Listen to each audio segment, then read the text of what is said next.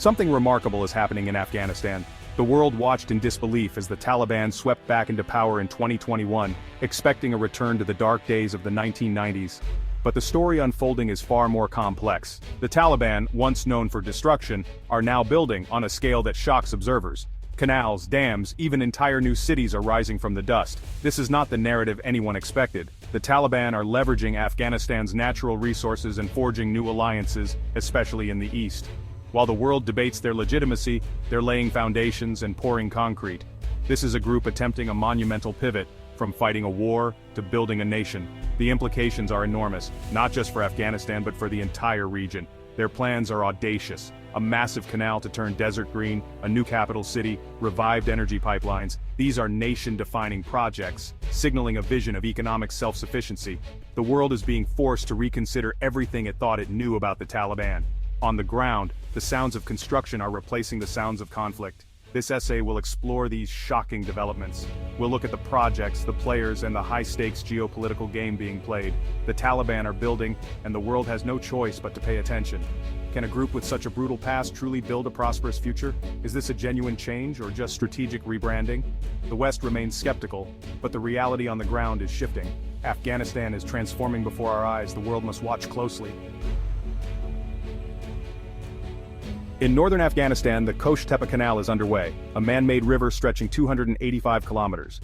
Its goal to divert water from the Amu Darya to irrigate over 500,000 hectares of barren land. The Taliban see this as their path to food security and self-reliance. Thousands of workers and heavy machinery are carving a channel through the desert. Past governments failed to start this project, but the Taliban, with limited resources, have made stunning progress. They're funding it through domestic revenues like customs and mining royalties. If successful, the canal could transform Afghanistan from food aid recipient to grain exporter. It could create hundreds of thousands of jobs and anchor the new regime's economy. The canal is more than infrastructure, it's a political statement. Critics question its sustainability and environmental impact, but the Taliban push forward. The Kosh Tepa Canal is their flagship project, a bold gamble on Afghanistan's future. It represents their ambition to reshape not just the landscape but the nation's destiny. The world is watching to see if this gamble pays off. Success would be a powerful propaganda victory. Failure could deepen Afghanistan's challenges. For now, the Taliban are betting everything on water. The stakes couldn't be higher. The Kosh Tepa Canal is just one part of a larger strategy. Dams are the next frontier. Water is power in Central Asia, and Afghanistan is the source of many rivers. The Taliban are restarting stalled dam projects and planning new ones for irrigation and hydroelectric power. This puts them on a collision course with neighbors like Uzbekistan and Turkmenistan, who rely on the Amu Darya. The canal will divert water before it reaches them, raising alarm in Tashkent and Ashgabat. The Taliban argue Afghanistan has a right to its own water, challenging old agreements. Water is now a tool of foreign policy, giving the Taliban leverage over their neighbors. The situation with Iran is equally tense. Control over the Helmand River has already led to border skirmishes. The Taliban are showing they're not afraid to use water as a bargaining chip. This marks a shift. Afghanistan is no longer a passive player but an assertive force in regional politics. Dams and canals are now bargaining chips in a high-stakes geopolitical game. The era of Afghanistan being the weak link is over. Resource nationalism is the new reality. The region must adapt to Afghanistan's new assertiveness. Water disputes could define the next chapter in Central Asian politics. The Taliban are determined to control their destiny and their rivers. The stakes are regional stability and power.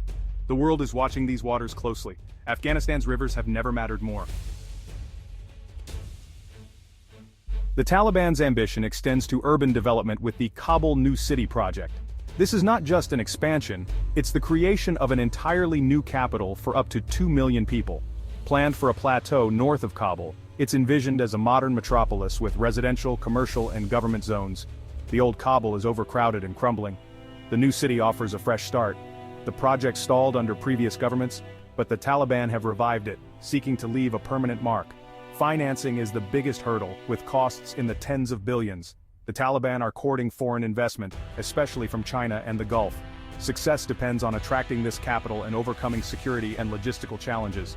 The new city is more than concrete. It's a statement of intent and a symbol of a new era.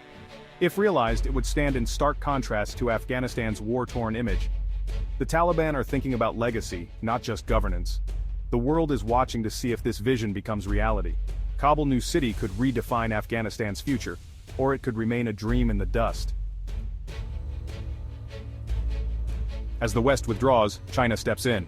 Afghanistan sits at a critical juncture for China's Belt and Road Initiative, a potential land bridge to the Middle East. With the Taliban in power, China sees opportunity, not just risk. Chinese companies are signing major deals, a 25-year oil contract in the AMU Darya, a massive copper mine at Mez-Ainak.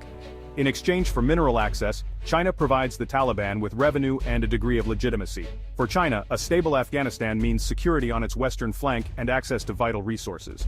Integrating Afghanistan into the BRI extends China's influence deep into Central and South Asia. This partnership is pragmatic, not ideological, a calculated geopolitical play. The Taliban gain an economic lifeline, reducing the impact of Western sanctions.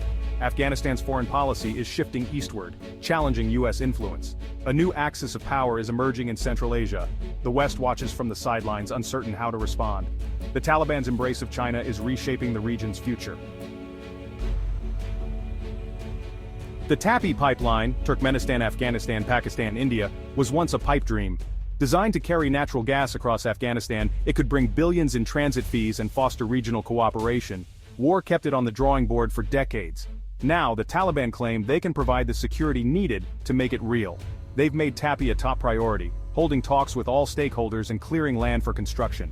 For the Taliban, TAPI is a ticket to becoming a major energy transit hub. The pipeline could realign energy politics in South and Central Asia, creating economic interdependence. It would give Afghanistan steady revenue and a seat at the regional table. Obstacles remain: financing, regional politics, and security guarantees. But the political will is stronger than ever. The Taliban see TAPI's success as a test of their ability to govern. If they succeed, it could transform Afghanistan's image. The world is watching to see if the dream becomes reality. Afghanistan is rich in minerals: lithium, copper, iron, gold, and rare earths, worth an estimated $1 trillion. For decades, this wealth was inaccessible due to war and poor infrastructure. Now, the Taliban are making mining a cornerstone of their economic strategy. They're seeking foreign investment, streamlining contracts, and promising security for operations. China leads the way, but Turkey, Qatar, and Iran are also interested. The Taliban are leveraging mineral wealth to attract capital and build diplomatic ties. This mining boom could fund infrastructure and reduce reliance on foreign aid, but risks abound: corruption, inequality, environmental damage, and the infamous resource curse. Transparency is a major concern. Who truly benefits? The Taliban's ability to govern will be judged by how they manage this inheritance. If managed well, mining could transform Afghanistan's economy. If not, it could fuel new conflicts and perpetuate poverty. The stakes are enormous for Afghanistan's future. The Taliban are overhauling Afghanistan's economy.